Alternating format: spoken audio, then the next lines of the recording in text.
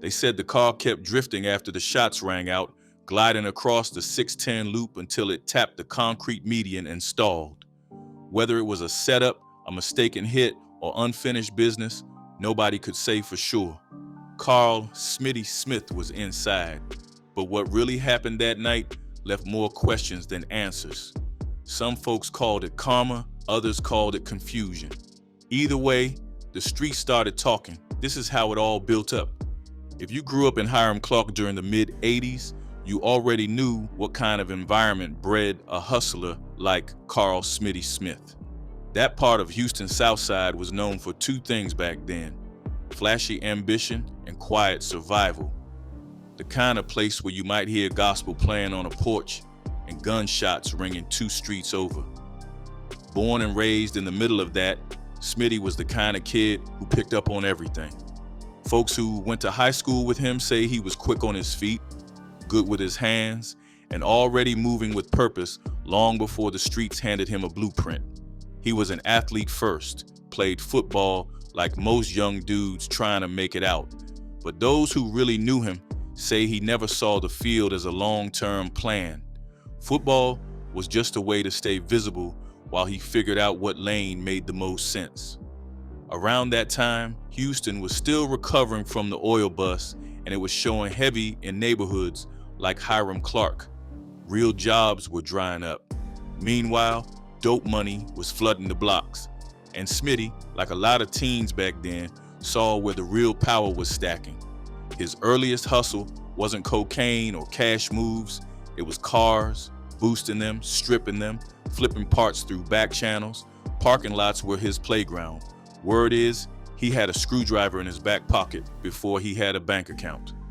This was a time when young cats could make a name off stolen Cadillacs and box Chevys, and Smitty wasted no time in learning how to crack doors, hot wire ignitions, and chop up a clean ride without leaving a trail. It wasn't just about the money, it was the start of him learning how to stay 10 steps ahead. But car theft wasn't just a side hustle. In Houston's slab culture, it was a stepping stone. Slabs, the custom low-rider style cars with candy paint, neon underglow, and those deadly poking elbows, were more than just transportation.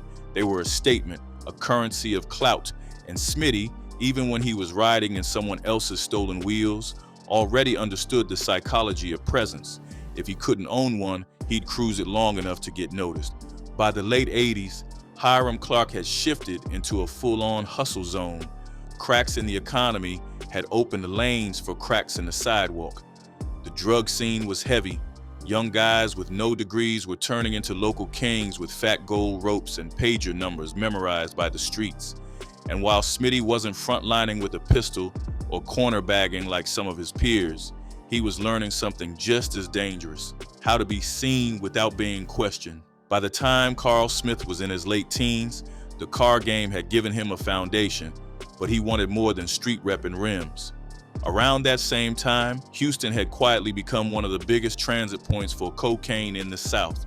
With the border just hours away and the I-10 and I-45 cutting through the city, kilos were coming in heavy from Mexican and Colombian routes. The top dogs in the trade were building empires, and local crews in every corner of Houston were scrambling to catch scraps off the supply lines. Smitty didn't want scraps. He wasn't trying to climb somebody else's ladder.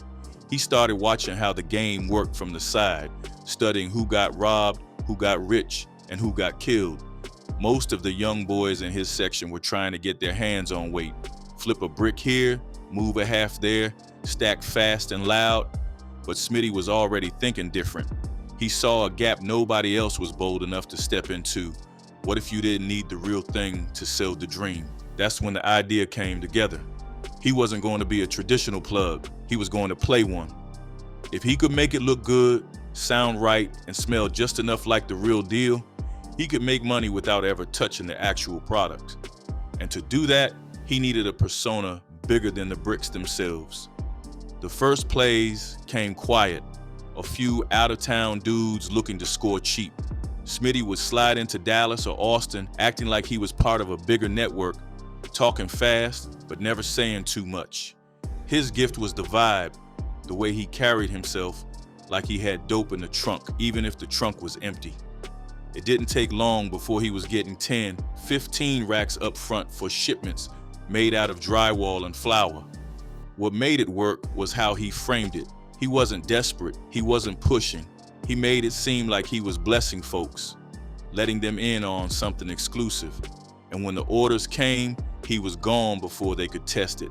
No strings, no returns. That was the beginning of the fake brick empire, and Smitty was just getting started.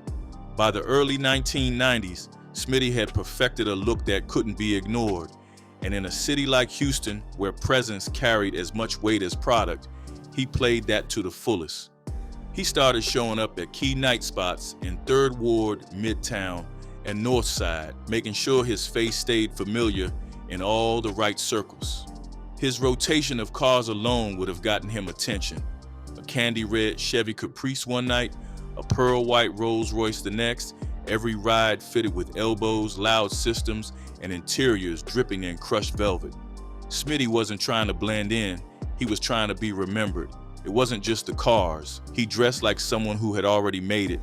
You would see him in gold chains thick enough to dent a windshield, Cartier glasses, even in the club at midnight, and custom-tailored outfits that made him look more like a music mogul than a street figure. His confidence didn't just attract women and party promoters. It made hustlers second-guess their instincts. Buyers assumed anyone that visible had to be legit. If you could afford to stand out that boldly, who would be crazy enough to play dirty? Smitty used that assumption as his shield.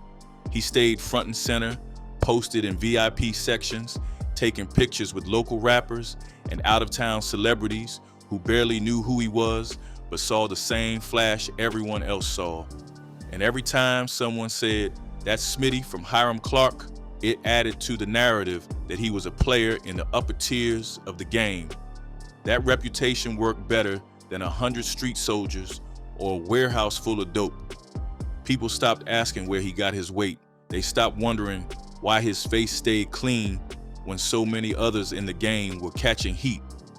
He made his image bulletproof, and that made it easy to sell the idea that he was connected to powerful plugs from out west or even across the border. Smitty never had to prove it. Just the suggestion was enough to keep people chasing the opportunity. That was the brilliance of the psychology he built. By appearing to be untouchable, he never had to act aggressive. He moved calm, spoke smooth, and kept things looking effortless. The loudest part of him was his appearance, but everything else was low pressure, calculated, and smooth. Buyers assumed they had found someone with serious ties, and they moved fast to lock in what they thought was a once-in-a-lifetime deal. That illusion became his main hustle. Smitty knew better than to overstay his welcome. He wasn't out there trying to build empires in anyone's zip code. What he needed was movement. That's why he kept a tight rotation across Texas, hitting Austin, Dallas, Fort Worth, sometimes San Antonio, and always circling back home to Houston without drawing too much attention. He never pushed the city too hard. He let the stories float, then vanish before they had time to unravel. He stayed on a loop. He might show up in Austin for a week in July, disappear, then pop up in Dallas by September with a new ride and a new name. The story was always the same. A plug had blessed him with a few extra bricks, but he had to move them quickly before heading back out west. He wasn't trying to build a client base. He wanted quick hits, fast cash, and no follow-ups. The speed of his movement made it hard for anyone to track him down, even if they wanted revenge. By the time a buyer figured out they had been finessed, Smitty was already halfway down I-35, spending their money in another city with a fresh fit and a different phone number. The fact that he rarely doubled back within the same month gave buyers just enough time to give up before they connected the dots. Even the fake bricks he delivered were handled with care. He made sure the wrapping looked authentic, that the weight felt right in the hand, and that the scent on the surface was convincing. Some say he dusted the outer layer with real cocaine or used packaging straight from busted bricks to complete the look. Whatever it was, It kept people fooled long enough to make the play work. Smitty also made sure the deal felt like a once-only opportunity. He would talk about needing to leave town the next day, that someone else was already trying to grab the same load, and that if the buyer wasn't ready to move now, he could call someone else. That urgency made them rush. It removed their hesitation. And once the deal was done, Smitty never looked back. There were no receipts. There were no returns. The game was already on to the next city. Carl Smitty Smith didn't just understand how to play the part. He built a whole system that made his scams difficult to trace, harder to anticipate, and nearly impossible to retaliate against in real time. He knew the dope game wasn't just about product. It was about perception, timing, and making people feel like they were ahead of the pack. He turned those instincts into a blueprint that let him get paid again and again without ever delivering a single gram of actual cocaine. The way it worked was always rooted in trust. He would start by running a clean play with a small crew. At first, he might give them a real brick, something pure enough to test and flip.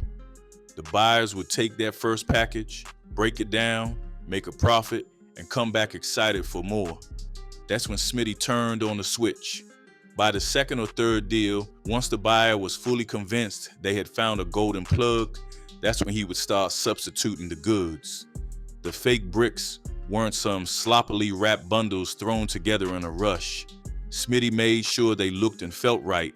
There are stories that he used drywall, plaster, flour, or crushed baby laxatives, all pressed tightly and sealed in layers of plastic wrap. Some even say he sourced packaging from other plugs to make it look more authentic. He understood that in this game, the faster the handoff, the less time people spent looking too closely. The hustle worked best when the orders got big. Buyers didn't test every brick. If the first sample checked out, they rarely bothered to dig deeper until it was too late. By the time the buyers realized they had been scammed, Smitty had already ghosted the city. He didn't stick around. He didn't argue. He didn't explain. That silence made people unsure how to even approach revenge. There was also the fear factor. Many of the buyers didn't want to admit they got played. They weren't about to call the police and admit they had just spent tens of thousands on what turned out to be glorified sheetrock. In the drug world, being finessed didn't just mean losing money, it meant looking weak. And Smitty knew that ego was sometimes more powerful than anger. He also kept deals short and sharp. He didn't build relationships. He didn't try to become anyone's regular supplier. He framed every deal as a one-time opportunity, something quick and quiet. That kept expectations low and urgency high. Buyers thought they were catching a blessing. They didn't realize they were being marked. One of the coldest parts of Smitty's operation was how he used people who didn't even know they were part of a scam. This wasn't just about staying invisible. It was about building a human shield between himself and the deals. He rarely showed up in person. Most of the time, the handoff would be made by someone else, a runner, a girl, or a clueless middleman who had no idea the bricks were fake. The logic behind it was simple. If something went wrong, the person delivering the package couldn't give up Smitty because they never had the full story. They weren't in on the lie. They were often just trying to earn a little money by playing messenger. And even if they got pressed, they couldn't name a location, a stash house, or even the real name behind the play. This method gave Smitty space. It kept him off radar. Buyers couldn't retaliate against someone they couldn't identify, and the middlemen couldn't expose something they weren't fully a part of. It added layers to the scam, making it harder for anyone to connect dots or mount a response. Some of the girls he sent out were just there to smile, hand over the duffel, and walk away. Some of the dudes were told it was legit and only realized later that they had been used as shields. That kind of operation required planning, discipline, and a cold mindset. Smitty trusted nobody fully.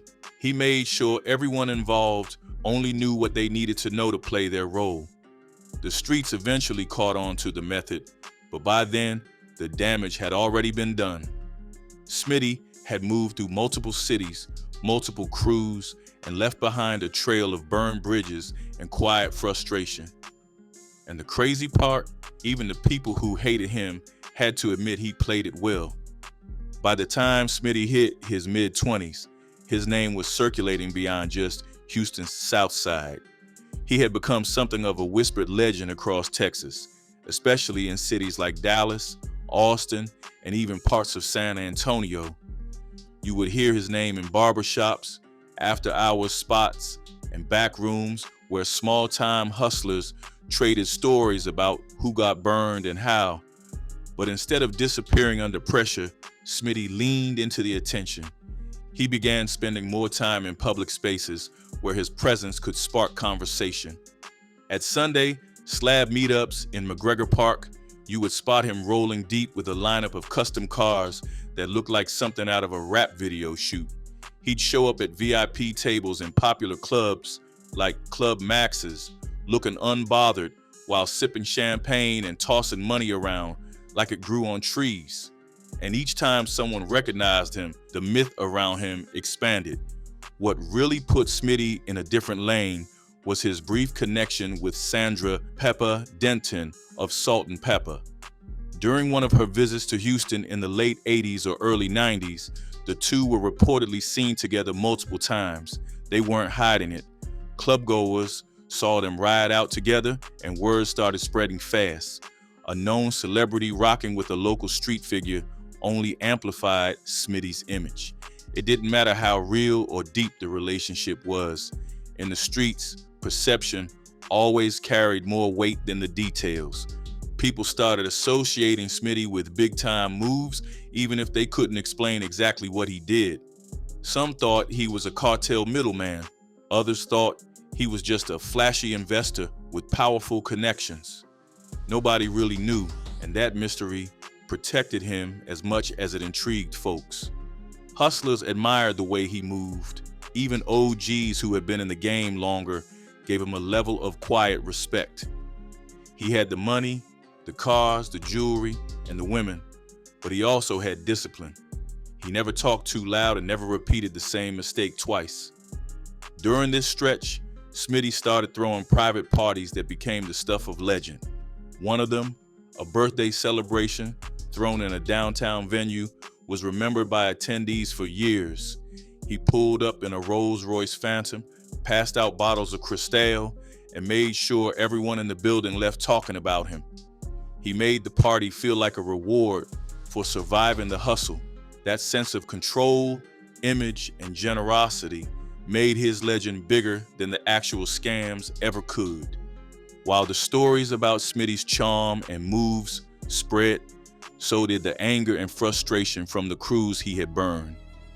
Every city he touched added new names to the list of people looking to get back at him. Some had lost tens of thousands.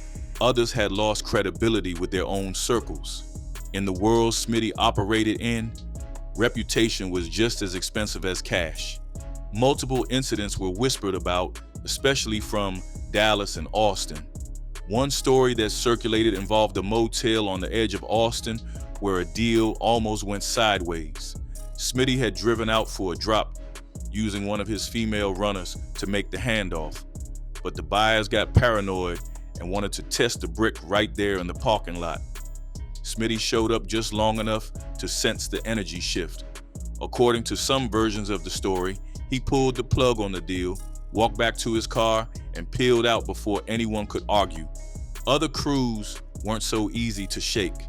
Some went looking for him in Houston. A few even tried to send messages through mutual acquaintances, warning that payback was coming. Smitty began to feel the shift. What started as quiet confidence started evolving into sharper movements. He began using more aliases. Some say he started rotating burner phones, never keeping one number longer than a week. He stayed moving, stayed armed, and only took meetings on his terms. Even though he was being hunted by people from 3 or 4 cities, No one had managed to catch him slipping. He was too alert, too careful, and too good at disappearing right before things got hot. But the tension never really died down. It just got quieter, more focused, more patient. The same buyers who used to chase him for product were now chasing him for payback. And the more names he added to that list, the more dangerous the silence around his name became. By the time the threat started feeling real, Smitty had already taken steps to protect himself. He began riding with people he trusted, usually men from his inner circle who could move without drawing attention but knew how to react if things got out of pocket. His vehicle started changing too. At least one of his cars was rumored to be bulletproof, something you didn't see often unless someone had money and serious enemies. He stopped meeting people in familiar spots. If he set up a drop, it was always in neutral territory, usually on the outskirts of whatever city he was working. Nobody could pick the location except him. He had already learned how quickly information could leak when money was involved, and now he moved with that paranoia like it was part of his morning routine. People said you could tell Smitty was on edge even when he was smiling. He never stayed posted in one place too long. If someone called him with a business proposal, he might take the meeting 2 cities over just to keep his trail cold. Even when he appeared calm, there was always someone watching the exits. By the early 90s, the dope game in Texas was changing. Task forces were stacking indictments, crews were flipping on each other, and in the streets, lines were starting to blur between rivals. Smitty understood that anybody could be bought or pressured, so he moved like everyone was a potential problem. He didn't talk much and kept phones at a distance. Some say he only made business calls through trusted girlfriends or silent runners. Even the money didn't stay on him long. If he made a big lick, he split it up immediately, pushing parts of it to people he trusted to keep it hidden. That way, if somebody ever caught up with him, they wouldn't get everything. He had created a lifestyle that looked luxurious on the surface, but was shaped by survival underneath. Every night felt like strategy. Every new face felt like risk. And still, he kept moving like the streets owed him one more play. The end came fast and nobody saw it playing out that way. In early 1992, Smitty was riding through the 610 loop, a stretch of freeway that circles Houston like a belt. He wasn't alone that night. In the passenger seat was Kenny Bell, one of his longtime friends and someone who reportedly moved with him during risky plays. The exact reason they were out that night remains unclear. Some say they were just leaving a gathering. Others believe they were on the way to another city, but somewhere on that freeway, another vehicle pulled up beside them and opened fire. The shots came without warning. Smitty didn't have time to swerve or duck.